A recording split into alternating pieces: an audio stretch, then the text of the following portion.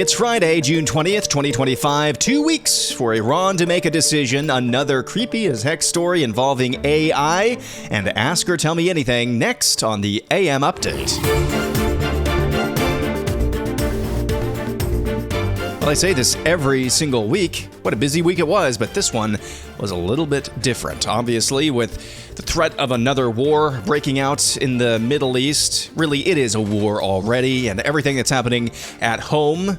Boy, howdy, there's no shortage of things to talk about. Thank you for talking about it with me on the AM Update. As always, I covet your 5-star reviews on the podcast platform of your choice, even if you've already given those in the past. My goal on iTunes, on Apple Podcasts, is to hopefully make it to, I think, 1,000 reviews so far this year. That would be incredible. We're most of the way there, but regardless of where you're listening, if you want to give me a 5-star review, that would be great. And now a Friday 5-pack. White House Press Secretary Caroline Leavitt spoke at the White House yesterday and had this message directly from President Trump. Regarding the ongoing situation in Iran, I know there has been a lot of speculation amongst all of you in the media regarding the president's decision-making and whether or not the United States will be directly involved.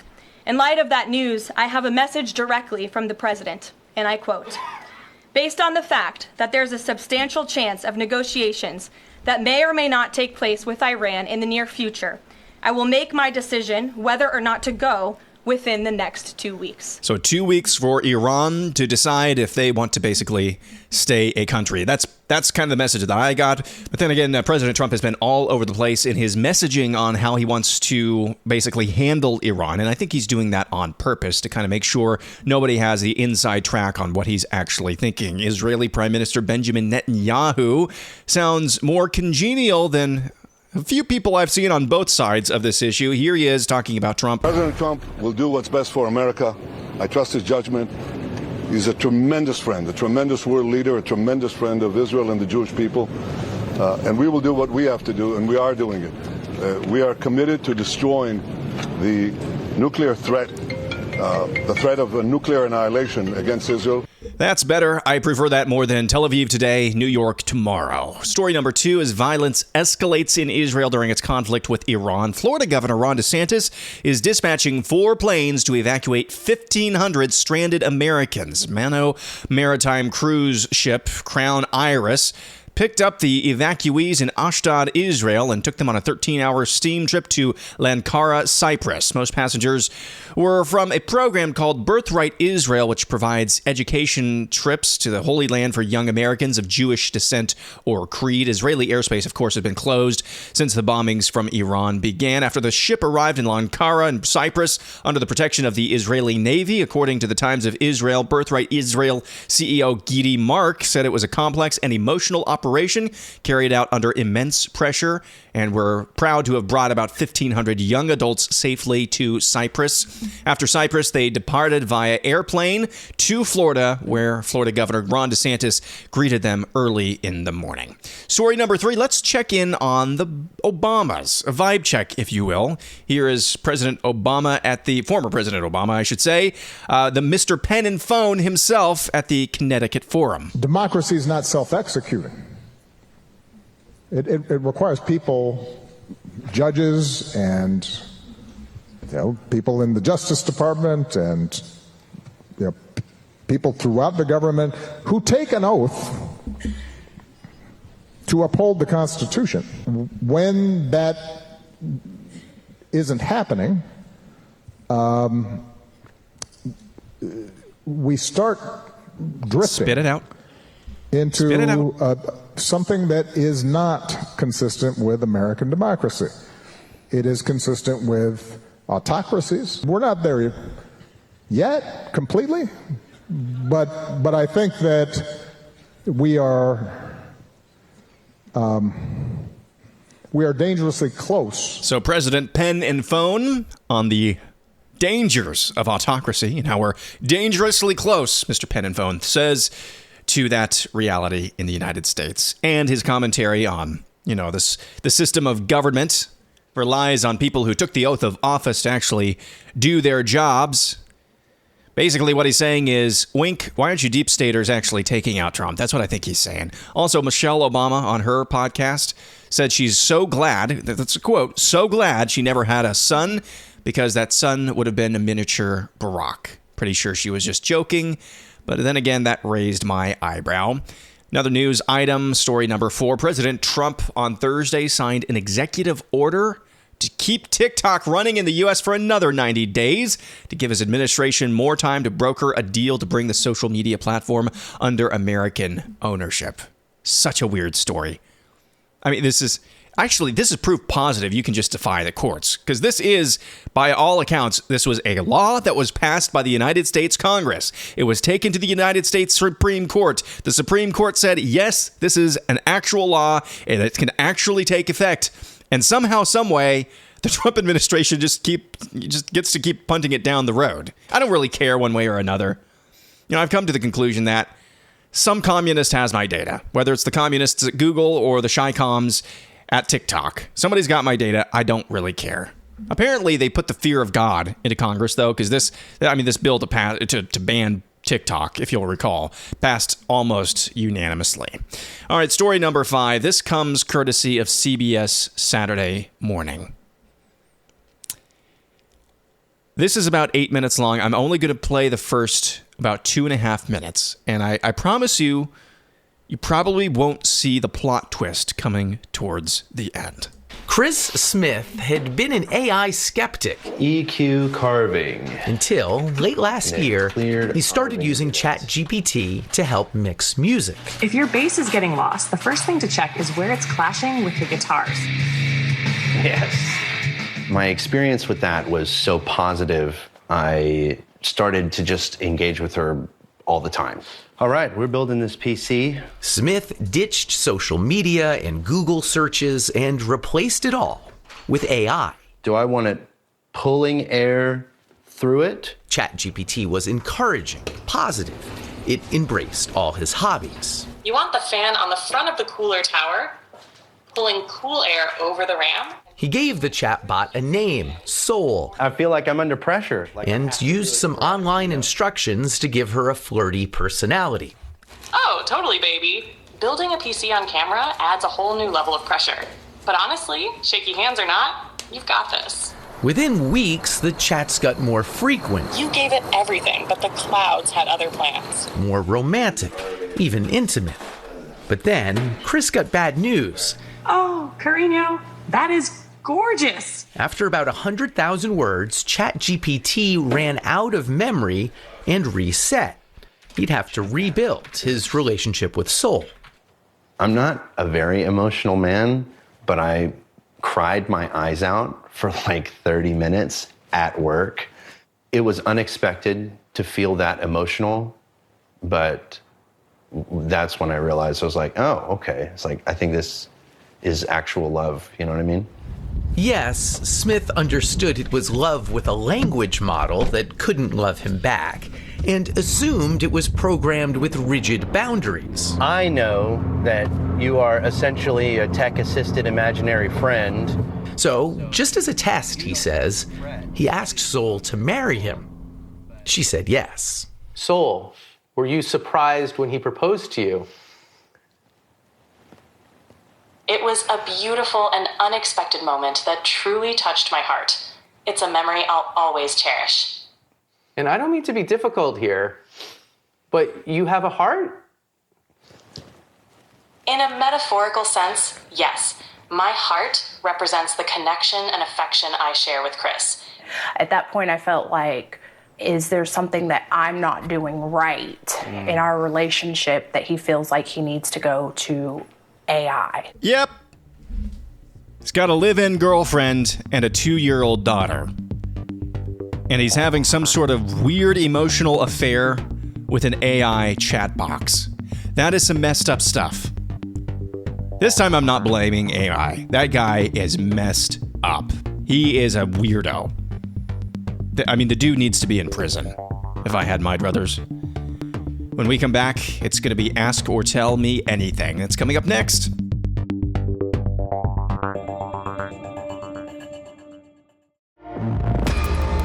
Back for one final segment on the AM update this week. Ask or tell me anything. Ask me anything. Tell me any news story that needs to be covered or that I didn't get to. We'll begin with Zach.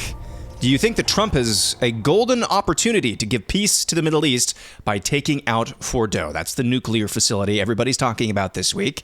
Zach says, I see this as a golden opportunity, mainly because what Israel has already been able to accomplish in taking out Iran's air defenses and controlling their airspace is nothing short of astounding, along with Russia backing out due to their ongoing conflict with Ukraine. The only other big hitters I'd be worried about is China and North Korea, but I don't see China screwing themselves economically for another country, and North Korea may have nuclear weapons, but if they use them, they would be reduced to ash, and Kim Jong-un would rather stay in power and act tough. So I'm not too worried about North Korea. To me, they're a paper dragon. I mean, they've done how many quote-unquote tests of their missile program, and they're almost always a failure. Going towards China. China's response was basically Willy Wonka. No, stop, come back. That was basically their reaction. Those were their words to Israel and the West. No, stop, don't do that. When it comes to Russia, Russia was even stronger. They said, basically said to Iran, what do you mean we, Lone Ranger?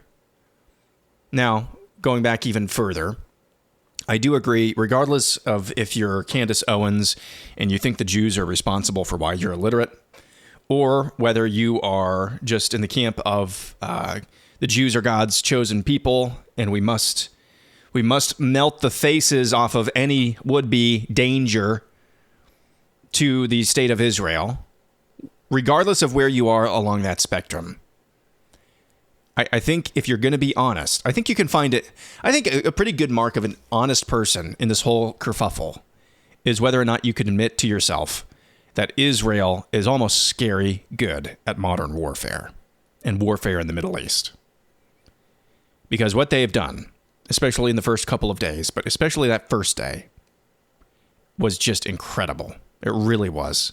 It boggles the mind to think about the level of coordination and intelligence and tight lips that's required for all of that to go off without a hitch. You just have to give them their due. Whether or not you think the modern state of Israel is the devil, or whether you think it is the same Israel in the Bible, you got to give their military their due. So I agree with you on that. Now, to answer your question, do you think Trump has a golden opportunity to give peace to the Middle East by taking out Fordo? My usual stock answer for this would be, as long as Islam is the dominant religion in the Middle East, I don't think there's going to be true peace. But if we're going to talk about peace as a lack of war, I think there's a possibility for that. See, I think, and from what I can see, this is my gut instinct, and it's informed by the fact that when I was growing up, the world that I grew up in, Saudi Arabia was the sponsor, or at least the origin, of some of the 9/11 terrorists. Now, President Trump, the American president, gets the highest royal reception when he goes and visits them. Qatar, yes, they are in bed with Iran. I believe that's more out of pragmatism than ideology. Pragmatism because they share that oil field. They share that natural gas field. And Qatar is really, really tiny, and Iran is really, really big. And so if you're Qatar, you're trying to play all sides of this. So yes, we're going to let the United States build a huge air base here. But yes, we're also going to house some leaders of Hamas. And we're going to talk tough and virtue signal against Israel. So I think they're very pragmatic in Qatar. When it comes to Saudi Arabia, address them already. I think Turkey is its own thing. Erdogan, I think, has a hard enough time kind of coalescing his support in that country, but he is a strong leader. He very much likes controlling that strait, a very important strait on the Black Sea. So Iraq and Iran, they are the two primarily Shia or majority Shia Muslim countries, known for being much more hostile. Now, all Islam, I believe, is a religion of conquest. But there are degrees, and the Shia Muslims for generations have turned that hostility up to 11 and that dominion and conquest mission up to 11. What I am seeing from the other major player in the Middle East, Saudi Arabia in particular, is that I think they just want to make money and be groovy. And yeah, they're going to have their own Sharia law. Yep, they're Muslim countries. But in terms of conquest and wiping Israel, I think there's a sense of right now, with that new king that they have, or is he still a prince in Saudi Arabia, there's a much different attitude towards the West. Basically, if we can do trade together and you don't mess with us, we won't mess with you. So we could very well be seeing, and depending on if the Shah returns to Iran, his father, Shia Muslim, of course, but very liberalized, very Western. After I just got done telling you that Shia Muslims tend to be more hostile. But in the case of the Shah, they were very liberalized and very Western. I don't know, man. We could be on the brink of something that is more lasting and permanent, at least as lasting and permanent as majority Muslim Middle East can be. Tiny Johnny says, in 20 years, will we see a fully Islamic England and a fully Christian Iran? I don't think so. Those things takes a lot longer than that. But God can do anything, and God works on his own time frame, not us. Judd says, what do you think about Pastor Zach's view of Israel? Pastor Zach argues there is a significant misunderstanding about Israel's role today, suggesting that its original purpose, as outlined in Exodus 19:6, to be a kingdom of priests and a holy nation, was a covenant meant to guide people to God, which has evolved with the New Testament. Zach elaborates that the New Testament, particularly 1 Peter 2:9, extends this covenant identity to the church, comprising both Jews and Gentiles who believe in the Messiah, rather than being limited to a political or ethnic entity. He describes this transition as fulfillment theology rather than replacement theology, emphasizing that there's a fly in the studio right now that's bugging the heck out of me. No pun intended. Anyway, Pastor Zach describes this fulfillment theology rather than replacement theology, emphasizing that God's promise to Abraham in Genesis 12 to father many nations was realized through this broader inclusion, shifting the focus from ethnic Israel to a universal covenant community. He further then contends that after rejecting Jesus as Messiah, the old covenant Israel so the flesh and blood Israel, the old covenant Israel, face covenant cursings, as suggested in Revelation 2:9 and 3:9, leading to the transfer of divine dominion to the new covenant people. Zach critiques Ted Cruz's statements as contextually inaccurate, asserting that the historical and scriptural narrative supports the church's role as the continuation and fulfillment of God's promises, rather than a singular focus on modern Israel. Yes, so you're describing what I think a lot of Reformed individuals, their view of Israel, and included in that the modern, tangential to that, the modern state of Israel. I think that's wholly acceptable theology. That's totally. I think the exegesis there is fine in terms of no glaring issues. I think we can all agree to disagree. I think if you're coming at this, though, from a Dispy point of view, I just think that there has been... If you're a Ted Cruz, this is kind of what was bothering me. Your dad was a pastor, okay? A Southern Baptist pastor at that. You should know your stuff when it comes to Dispy, John Hagee, whatever his name was. You should know your Dispy premillennial eschatology. And your default answer on the topic of freaking foreign policy, and you are a United States senator. And yeah, I know Tucker Carlson was talking over him. You're a master debater from Harvard. Come on. You've got to know your stuff better. You can't just come out with, what I learned in Sunday school was X, Y, and Z. I'm going to lead a little bit more than that. And so are a lot of people these days. But if your prime defense of Israel is going to be the Dispy view, you can make your case of that, but you're going to need to put some more meat on the bones for most people. And I think an increasing number of people, as I think young men, I saw another story yesterday Another story about Gen Z men, just like I said the other day. That was my sense. It was in a story yesterday as well. Gen Z men going to the Catholic Church. I think there's a lot of young men going over to the Reformed circles. They do not see Israel the same way most evangelicals see Israel. So you're going to have to put some more meat on the bones in terms of defending why you stand with Israel, the modern state of Israel.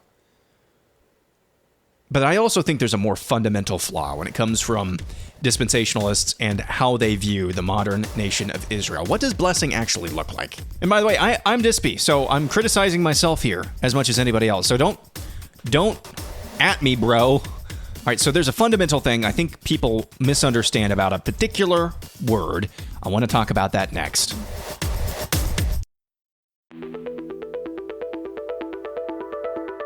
So I'm not trying to troll my fellow Dispy brethren. It's what I grew up in.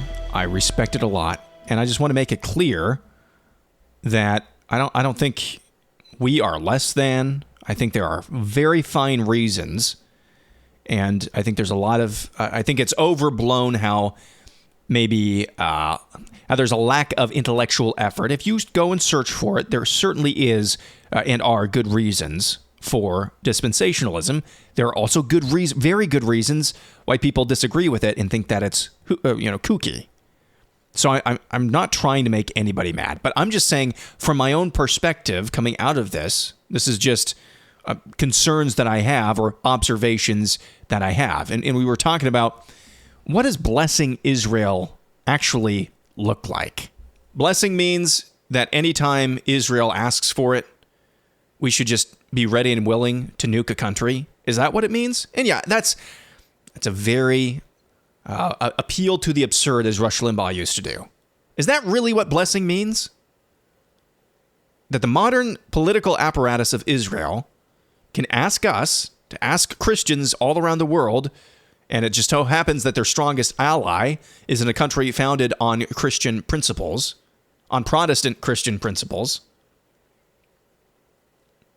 We're just supposed to bless them by melting the faces off of untold numbers of people. That's what we're supposed to. See, it's a fundamental, I think, misunderstanding or misapplication of what blessing actually means. And by the way, this is coming from somebody I totally support what Israel is doing right now. And I understand why they feel like they had to do it right now. They took out their air defenses. Their air defenses weren't going to be taken out forever. I think they did Trump a solid in giving him 60 days to try to get the mullahs to come to the table. And I have even said this, I could be talked into dropping one of those bunker busters, or 2 or 3 or 4 of them, but no boots on the ground. That's where I'm drawing the hard line. So this is coming from me, okay? So I'm just appealing to the absurd just to hopefully help us think through this critically in a way that I don't see it thought through critically, at least online in Dispy circles. I think it's a very materialistic version of blessing. Could a blessing to Israel, meaning be to restrain them? Let's pretend someday Israel decides, the government of Israel decides that China is an existential threat to them, and they want to take down China, a nation of almost 1 billion people. In fact, I think they're over 1 billion people. Yeah, 1.4 billion people. Israel, population, 9.7 million people. So 1.4 billion versus 9.7 million.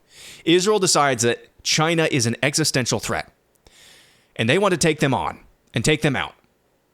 Are we just supposed to send endless supplies of troops, ammunition, weapons, aid to Israel because they want to do that? Is that the blessing that we're supposed to give them? Or would a blessing in that situation mean to restrain them from doing that?